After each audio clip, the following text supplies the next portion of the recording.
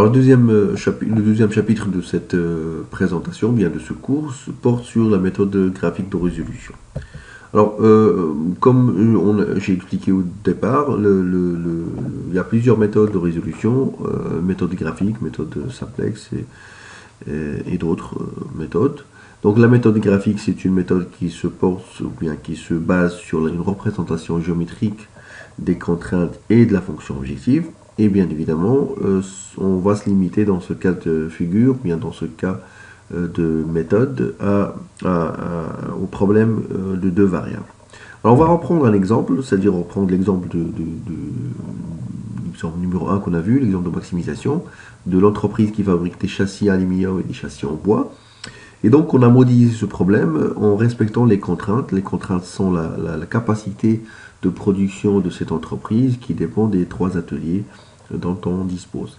Donc, on a un atelier 1, un atelier 2, un atelier 3 avec des capacités de 4 heures de travail, 12 heures et 18 heures, avec des marges unitaires de chaque produit. Le produit numéro 1, châssis en aluminium, qui va nous laisser une marge de 3 unités monétaires, et le produit 2, châssis en bois, qui va nous laisser une marge de 5 unités monétaires.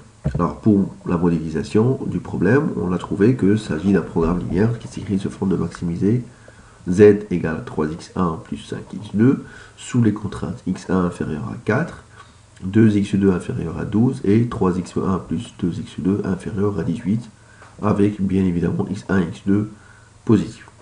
Alors, si on considère la définition d'une solution réalisable, ou bien d'une solution admissible, cela se base sur le respect des contraintes. Ça veut dire quoi, respecter les contraintes? Ça veut dire que je dois avoir une solution qui permet d'avoir x1 inférieur à 4, et qui permet d'avoir 2x2 inférieur à 12, et qui permet d'avoir 3x1 plus 2x2 inférieur à 18.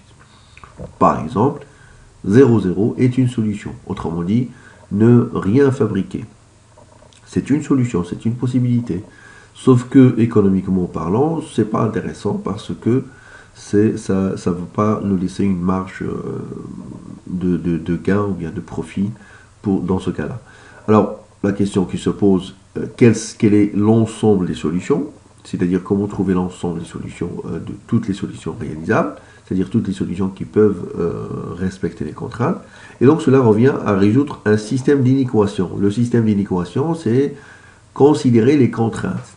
Et donc du coup, on va considérer ce système d'inéquation qui est représenté par 5 contraintes. Il y en a 2 contraintes de positivité, x1 positif et x2 positif, qui vont tout simplement résumer le fait qu'on travaille dans le carré positif, c'est-à-dire que entre l'axe x1 et x2, avec les deux sont positifs. Et par la suite, les trois contraintes de décision. Première contrainte, c'est x1 inférieur ou égal à 4. Ben ça, c'est un demi-plan, c'est-à-dire que c'est le demi-plan qui est inférieur à la droite. x1 est égal à 4. De la même façon, j'ai la deuxième contrainte 2x1 inférieur à 12. Ça veut dire que je considère le demi-plan qui correspond à cette contrainte. Et donc, je suis en train de faire en fait l'intersection de demi-plans. Autrement dit, je suis en train de résoudre un système d'inéquation. Et donc, la troisième contrainte, c'est la même chose. C'est une droite. 3x1 plus 2x2 égale 18. Et je considère le demi-plan inférieur là aussi. Donc, ce qui fait que ça va faire l'intersection de plusieurs demi-plans. Si cette intersection de plusieurs demi-plans n'est pas vide, cela va donner une zone convexe. Cela va donner une zone convexe.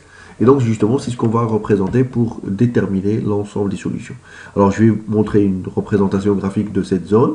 Et après, on va revenir à la fonction objective. Alors, la représentation graphique de la zone admissible, c'est ça. Donc, ça nous donne une région, bien une zone admissible. Tous les points qui sont dedans sont possibles. C'est-à-dire, 0, 0 est une solution. 1, 1 est une solution. 2, 2 est une solution. 2, 4, par exemple, est une solution, etc., etc.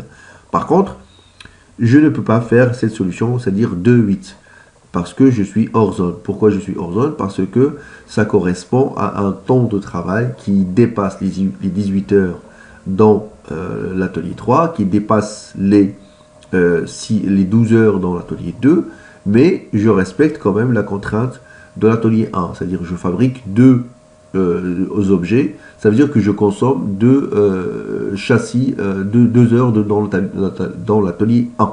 Donc une fois on a la représentation graphique de la zone admissible, on peut par la suite penser à tracer la fonction objectif. Alors si on revient en arrière un petit peu, on a la fonction objectif, c'est 3x1 plus 5x2 égale à z.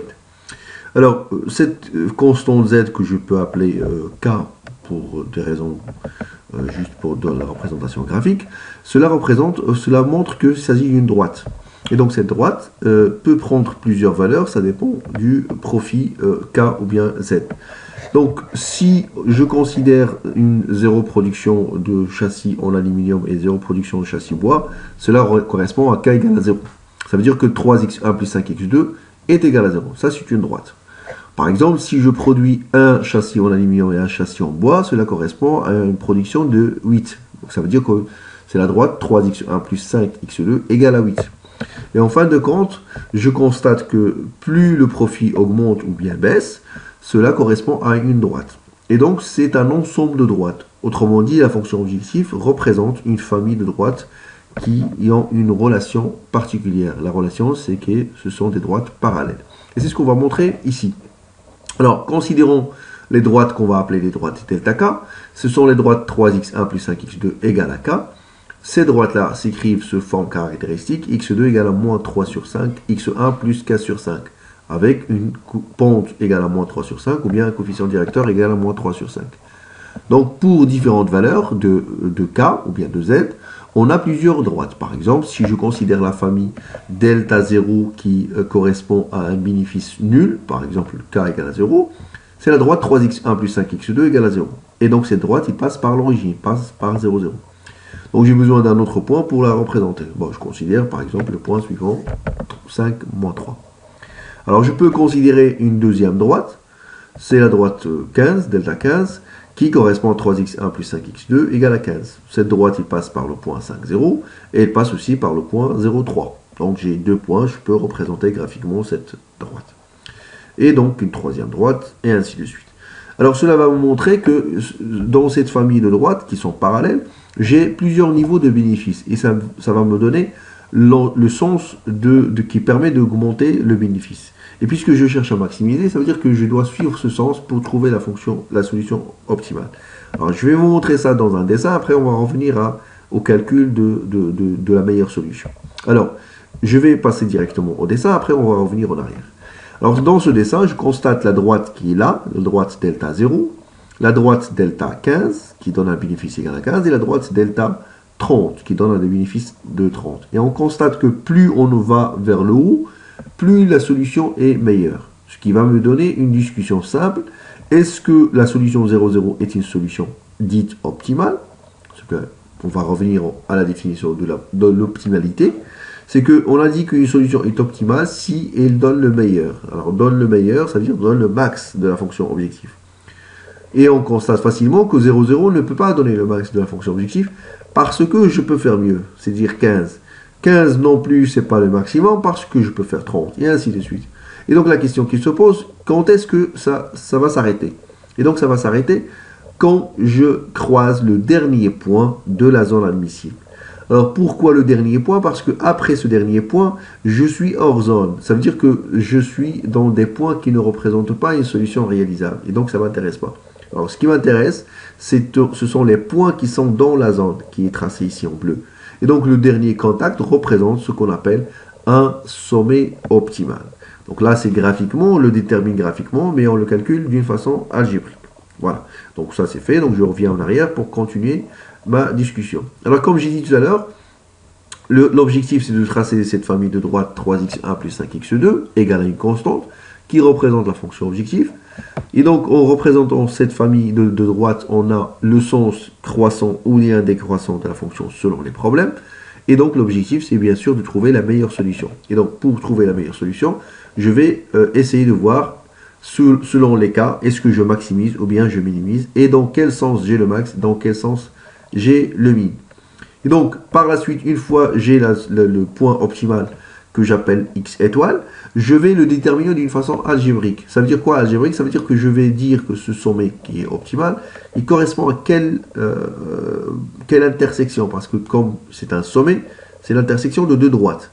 Alors, en l'occurrence, dans notre cas, c'est l'intersection de la droite 2, des deux, et de la droite 3, T3, qui correspondent aux contraintes 2 et 3. Ça veut dire que c'est le système suivant, x2 égale à 6 et 3x1 plus 2x2 égale à 18. Bon, c'est un système facile à résoudre algébriquement, donc ça va donner la solution 2, 6. Ça veut dire que la solution de notre problème, c'est 2, 6, c'est-à-dire x1 égale à 2, x2 égale à 6, ce qui va donner automatiquement z égale à 3 fois 2 plus 5 fois 6 égale 36. Et donc ça, c'est la solution de notre problème. D'accord?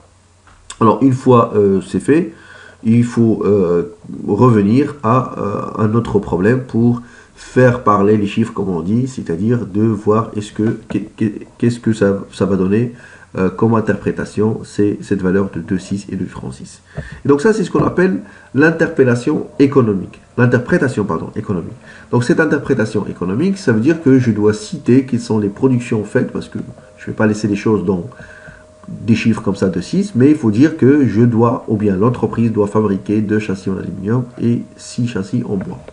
Alors ce qui revient à un bénéfice ou bien un profit maximal égal à 36 unités monétaires, avec toutefois un commentaire sur les contraintes. Et donc je constate que cette solution-là va consommer 2 heures dans l'atelier 1, ce qui va me laisser 2 heures de plus de libre. Ça veut dire que cette contrainte n'est pas saturée. La deuxième contrainte, je consomme les 12 heures sur les 12 disponibles, ça veut dire que je sature cette contrainte. Et la troisième contrainte, je consomme les 18 heures sur les 18 disponibles, ça veut dire là aussi je sature la troisième contrainte. Ça veut dire quoi saturer les contraintes? Ça veut dire que j'ai consommé tout ce qui est disponible. Et donc ça veut dire que ma solution correspond à la saturation des heures de l'atelier 2 et de l'atelier 3. Et toutefois, dans l'atelier 1, il me reste 2 heures de plus de non consommés.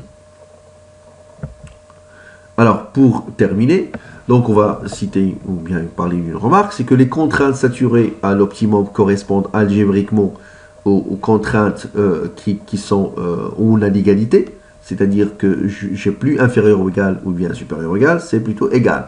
Donc j'atteins l'égalité de ma contrainte. Graphiquement, cela correspond à ce que le sommet optimal appartient à la droite de la contrainte, comme tout à l'heure. Le sommet optimal appartient à la droite des 2 et elle appartient à des 3. Ce qui fait que ce sont 2 contraintes saturées. Et économiquement, ça veut dire que j'ai consommé tout ce qui est disponible, ou bien j'ai consommé ce qu'on a comme stock, s'il s'agit de stock, et ainsi de suite, et ainsi de suite. Et donc ça permet d'avoir une solution, bien une interprétation de notre solution économique. Donc ça, c'est un exemple de maximisation.